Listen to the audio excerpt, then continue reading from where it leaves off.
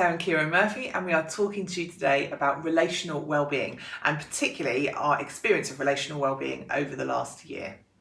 And also, we all know that how important relationships are for our well-being, for our sense of self.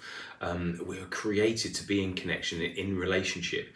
And over these multiple lockdowns, we've really had to work on our relationship as a married couple, our relationship as a family, but also how we maintain and connect and just be with our friends and family that we're not able to physically see, because that is so important for how we feel and our well-being overall.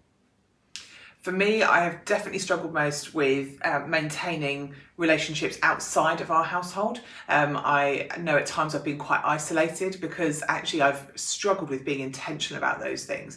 That I know sometimes it's taken me 2 months to reply to a text message, and there's not a good logical reason for that, but I felt that weariness in myself of just don't know what to do with this. I don't know. It's not maybe even a complicated message. It's just the intentionality to do that has felt really wearing. And so that has been one of the challenges that I have faced during the lockdowns. So we have 3 things that we've been trying to do, not always getting it right, but trying to do throughout this time. The first is around keeping connected. That being really intentional, setting up that Zoom call with friends, calling that person you've not spoken to in a long time, replying to those text messages, actually choosing to be really intentional about keeping connected.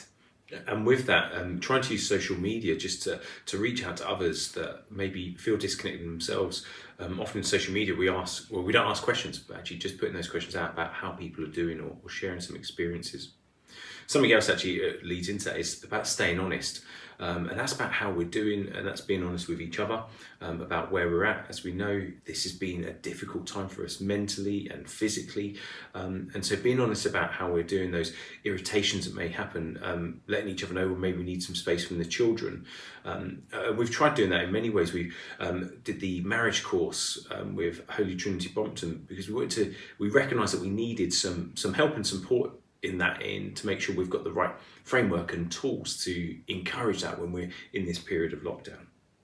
But also with that, we recognise that actually we are in a position where we have somebody in the room who we can be honest with, and actually it's that bit harder to stay honest if you have to make that phone call, or you have to send that text, you have to do that Zoom call because perhaps you're living alone or your circumstances are different to ours. And so we would still encourage you to be honest, actually reach out even more so if you are more isolated in terms of your living situation. And then the last thing is around being gracious. We are all finding this really hard in different ways. And so if you are the person who isn't receiving the text back for 2 months, actually try and be gracious in that. Why is that happening? What does that look like? If you're speaking with them on the phone and they say something, you just think, that's a bit off. Actually be gracious. What is it about how they are coping in current circumstances? But also be gracious with yourself. Yeah. Actually, there are really tricky things happening around us. And so don't feel you have to be in constant communication to build your relational well-being every single day, but do it in a way that is manageable for you. So be intentional, but be gracious at the same time. And just as Claire said, with yourself, and also as you do connect back with people, it's okay to be honest about that and say what you were feeling. Doesn't mean that it was right, but it opens up that conversation for somebody else to say, look, this is how things are. And so having that grace for you, for others around you, actually helps build our well-being and our connection.